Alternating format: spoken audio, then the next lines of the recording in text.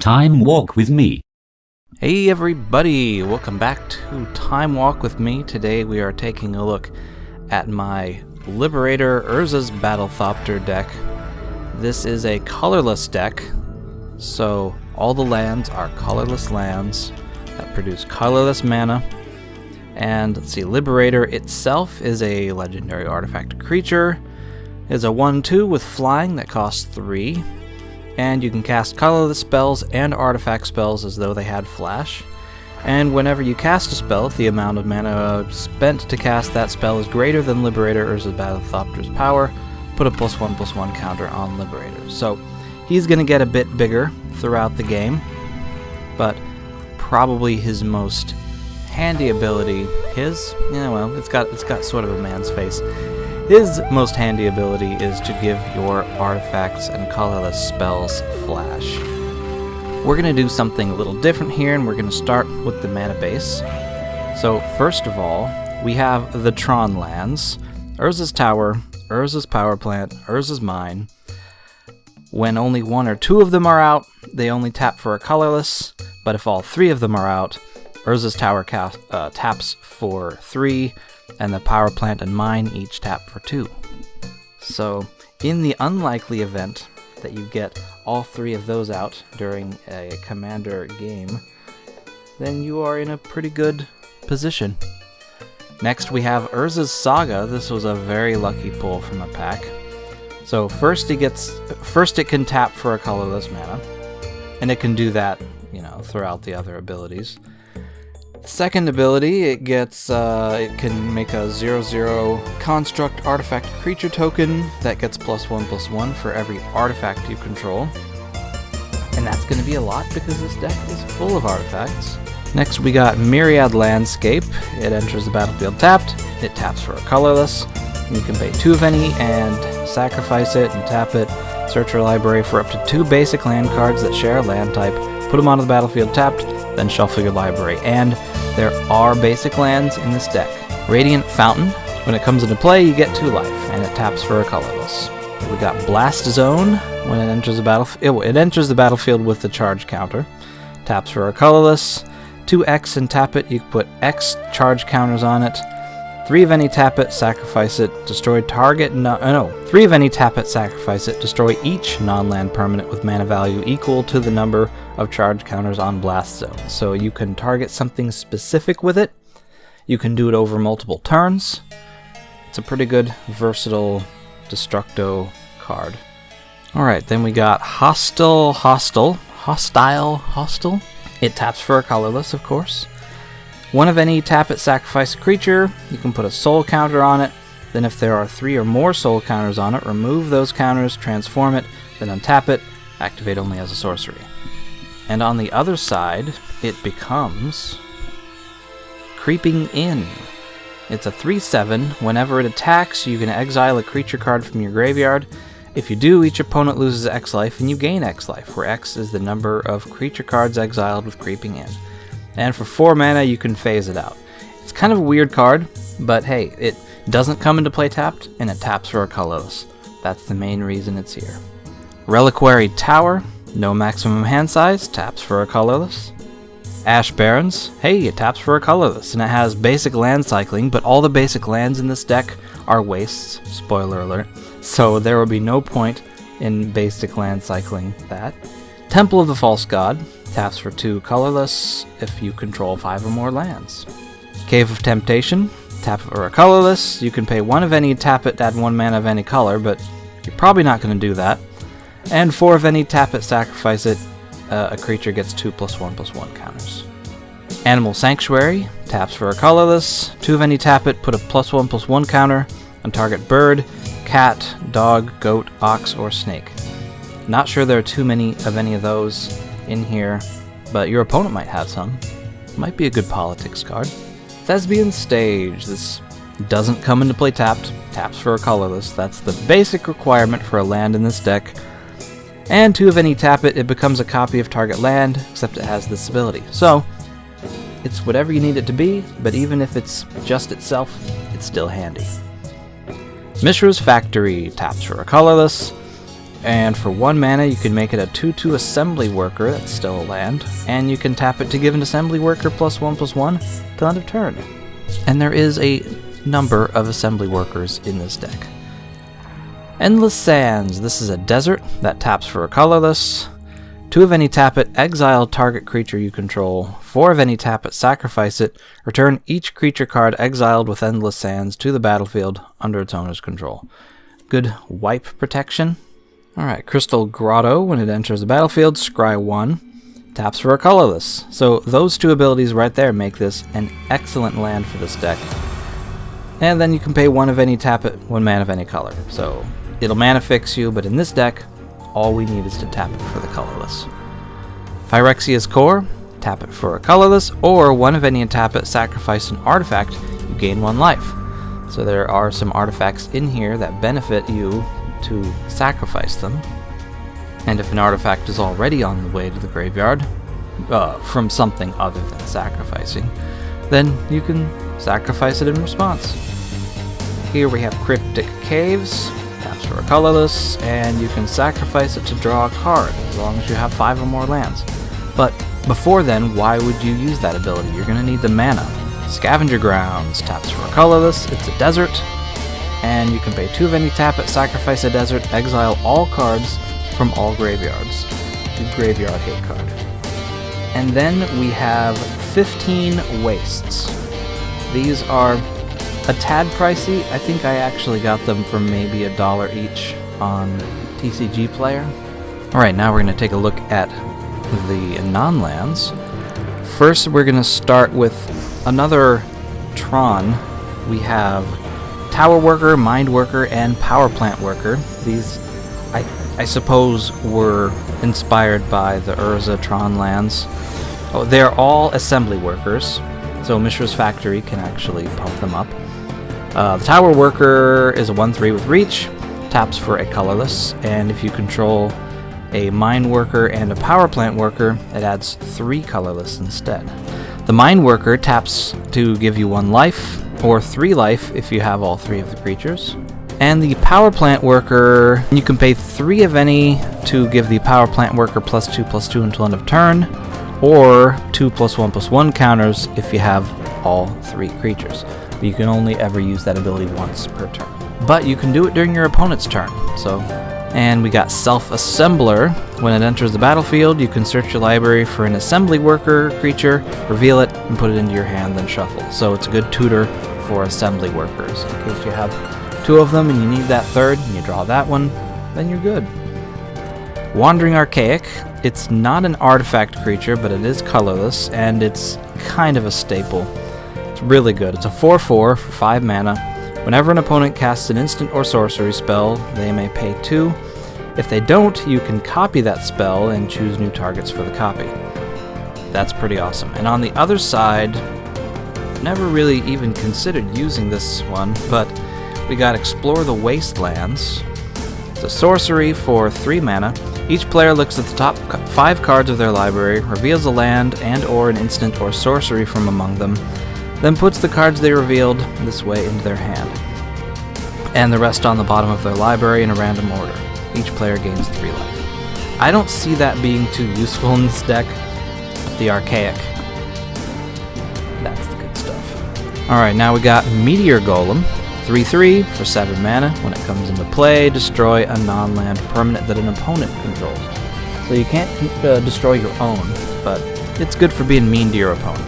Pilgrim's Eye. When it enters the battlefield, you can search your library for basic land, reveal it, put it into your hand, shuffle your library. You can look for a wastes. Core Tapper. Taps to put a charge counter on target artifact, and you can sacrifice it to put 2 charge counters on an artifact. There are artifacts in here that take advantage of charge counters.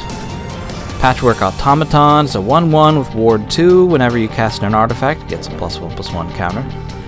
That's kind of a better ability, actually, than Liberator's +1/+1 counter ability, but it doesn't give you things flash. Sandstone Oracle. It's a 4/4 flying for 7, and when it enters the battlefield, choose an opponent. If they have more cards in their hand than you, draw cards equal to the difference. So if your hand is empty, and they've got a full hand of 7 cards, you're getting a full hand of 7 cards. It's quite potentially handy. Spectrum Sentinel, 1/2 for 1, protection from multicolored. That's not too bad. Whenever a non-basic land enters the battlefield under opponent's control, you gain 1 life. And there's a lot of that going on in Commander. Not a whole lot of people just play basic lands. So good chance you're going to gain a few life. Next we have Filigree Familiar. This is a really cool 2/2 creature that enters the battlefield and gives you 2 life, and when he dies you get a card. It's kind of like a lesser sad robot, but it's still pretty good. Platinum Angel. This is a 4/4 with flying, and you can't lose the game and your opponents can't win the game. It's a target, basically. You bring that out and your opponents are going to have to find a way to get rid of it quick. Alright, Drillworks Mole. 1/1, Mole, artifact creature. You can pay 2 of any and tap it to put a +1/+1 counter on Drillworks Mole and a +1/+1 counter on up to 1 target commander creature you control, which will be Liberator, of course.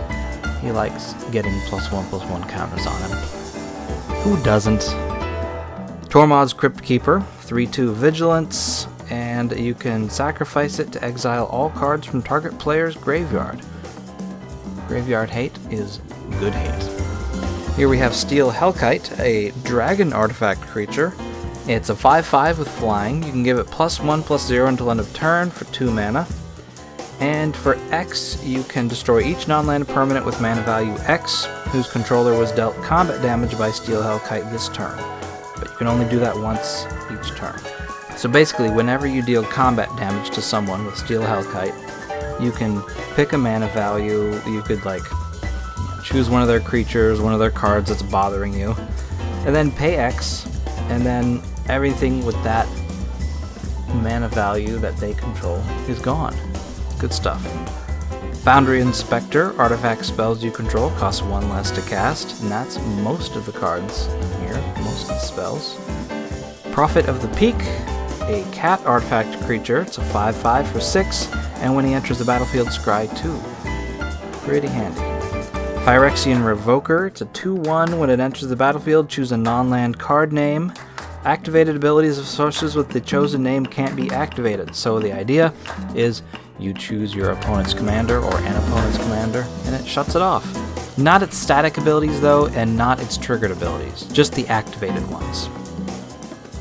Here we have Steel Overseer. Tap, put a +1/+1 counter on each artifact creature you control, and it's a 1/1, but it'll get bigger quickly. Stone Retrieval Unit. When it enters the battlefield, create a tapped Power Stone token, and a Power Stone token is an artifact that you can tap for colorless mana. So it's really good. It's kind of like a repeatable treasure. And in this deck, the colorless mana, that's all the mana there is, so it might as well be mana of any color. Bane of Bala Ged. This is an Eldrazi, a lesser Eldrazi, but still pretty threatening. 7/5 for 7. When he attacks, defending player exiles 2 permanents they control. Kinda evil. Unlicensed Hearse. It's a star. Tap it to exile up to 2 target cards from a single graveyard, so more graveyard hate. And Unlicensed Hearse's power and toughness are each equal to the number of cards exiled with it. And it's got a crew too, so you're not going to crew it until it's at least a 1/1. Hopefully. Tawashi Guidebot. He enters the battlefield, put a +1/+1 counter on target creature you control. 4 of any, tap it, draw a card. This ability costs 1 less to activate for each modified creature you control. So in this deck, it'll be creatures with +1/+1 counters. So it could be quite handy. Could end up being a tap to draw a card. Burnished Heart. 3 of any, sacrifice him. You get 2 basic lands. Onto the battlefield tapped? Yes, onto the battlefield. Mech Titan Core. This one is fun. 2/4. 5 of any, exile it, and 4 other artifact creatures and or vehicles you control. Create Mech Titan, a legendary 10/10 construct artifact creature token with flying, vigilance, trample, lifelink, and haste. That's all colors. When that token leaves the battlefield, return all cards exiled with Mech Titan Core except Mech Titan Core to the battlefield tapped under their owner's control. And it's got crew 2 in case you really needed just a 2/4 creature. But you're going to have plenty of artifacts to turn into Mech Titan Core. Cathodion, 3/3 for 3, and when he dies, you get 3 colorless mana in your mana pool. Skittering Surveyor, 1/2. When he enters the battlefield, you look for a basic land, put it into your hand. Mirror Battlesphere, it's a 4/7 for 7, and when it enters the battlefield, you create 4 1/1 colorless mirror artifact creature tokens, and then a bunch of stuff happens when you attack. You can tap X untapped mirrors that you control, and then he gets +X/+0 until end of turn, and he deals X damage to the player or planeswalker it's attacking. So, doesn't matter if they block, you can still get that damage through, or get some damage through. You could even potentially get more damage through than the power of Mirror Battlesphere. Automated Artificer, it's a 1/3 that taps for a colorless. The mana can only be used for an artifact, whether it's to cast a spell or activate an ability, but that's most of all you have in here. Sol Ring, of course. Sol Ring. Seer's Lantern, of course. The Might Stone and Weak Stone. You can tap it for 2 colorless, which can't be used for non-artifact spells, but you can use it to activate abilities of whatever. When it comes into play, you can draw 2 cards, or give a creature -5/-5 until end of turn, basically most likely destroying it.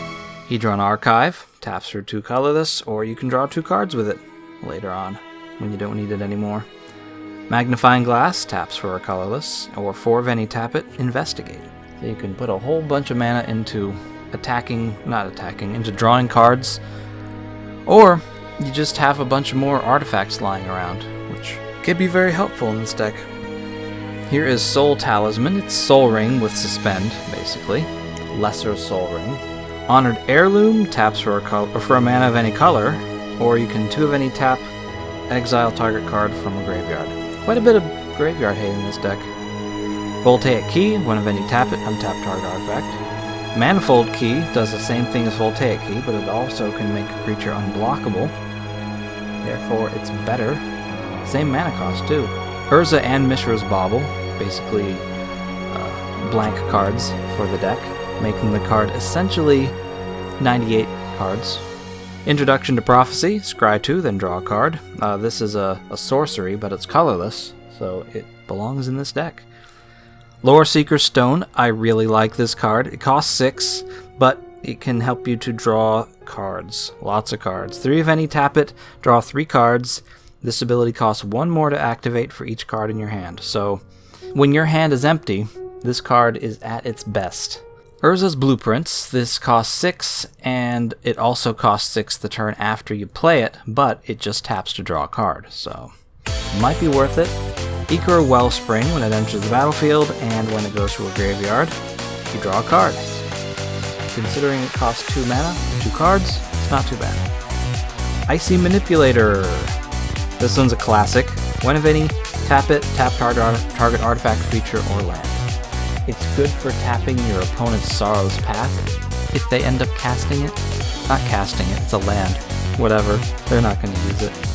I use it though, I like Sorrow's Path. Lightning Greaves. This is a staple. Equipped creature has haste and shroud, equipped 0, and it only costs 2 to cast. So, really good for protecting your Liberator, or any other commander.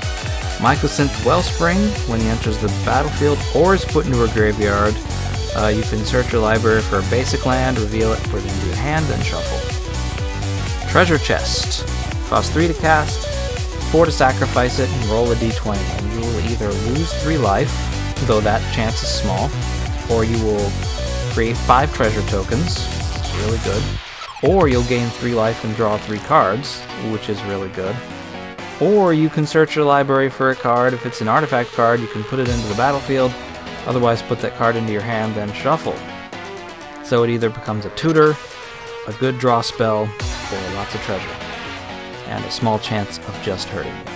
Unwinding Clock. Untap all artifacts you control during each other player's untap step. I don't have to tell you how good that is. Sensei's Divining Top. This one is a bit of a staple too. 1 of any, you can look at the top 3 cards of your library, then put them back in any order, and you can tap it to draw a card, and then put Sensei's Divining Top on top of its owner's library. Elixir of Immortality. 2 of any, tap it, you gain 5 life, then shuffle Elixir of Immortality and your graveyard into their own library.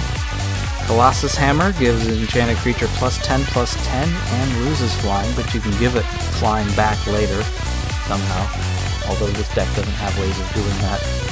So if you put it on Liberator, it just becomes an 11/12, which is still pretty good. All is Dust. Each player sacrifices all colored permanents they control. Guess how many permanents you're going to end up sacrificing with this deck? None. So it's a one-sided board wipe. Sculpting Steel. You can have it enter the battlefield as a copy of any artifact on the battlefield, and this is an artifact deck in case you didn't know. So you're going to end up with something else good. Lux Cannon. Tap it to put a charge counter on it. Tap it, remove 3 charge counters. Destroy target permanent. It can even destroy lands. Pretty powerful. Energy Chamber. At the beginning of your upkeep, choose one. You can either put a +1/+1 counter on an artifact creature, or put a charge counter on a non-creature artifact. Good for your Lux Cannon. Dragon Blood. 3 of any, tap, put a +1/+1 counter on target creature. So even dripping Dragon Blood onto an artifact creature, it strengthens it somehow. Orochi Hatchery, another good card that uses charge counters. When it enters, it comes into play with X charge counters on it, and it costs XX, so you gotta pay 2 for every charge counter you want to put on it. 5 of any, tap it, put a 1/1 green snake creature token into play for each charge counter on Orochi Hatchery. So if you keep putting more charge counters on it, with like Energy Chamber, then you're gonna end up making a lot more snakes. Magistrate's Scepter. 4 of any, tap it, put a charge counter on Magistrate's Scepter. Tap it, remove 3 charge counters. Take another turn after this one. Nice, colorless, extra turns. I like extra turns. It's one of my favorite things to do. Mascot Exhibition. This is a 7 mana lesson. You create a 2/1 white and black Inkling with flying, a 3/2 red and white Spirit, and a 4/4 blue and red Elemental. And then we got Environmental Sciences. Search your library for a basic land, reveal it, put it into your hand, then shuffle into your life. All for just 2 mana. What a bargain. And we've got Lantern of Revealing. This is a 3 casting cost card that taps for 1 mana of any color, or you can pay 4 of any and tap it to look at the top card of your library. If it's a land card, you can put it onto the battlefield tapped, thereby getting it out of the way. And if it's not a land, you can put it onto the bottom of your library. Heck, even if it is a land, but you don't want it in the battlefield tapped, you can just put it at the bottom of your library. Or if it's fine, then you can put it back on top and draw it the next time you draw. So a win-win-win, win-win situation. And for the final card in this deck, we have Arena of the Ancients. This one I just realized still exists recently, and I had to go get one. It is not expensive. I think it was only a couple of bucks, maybe 1, maybe less.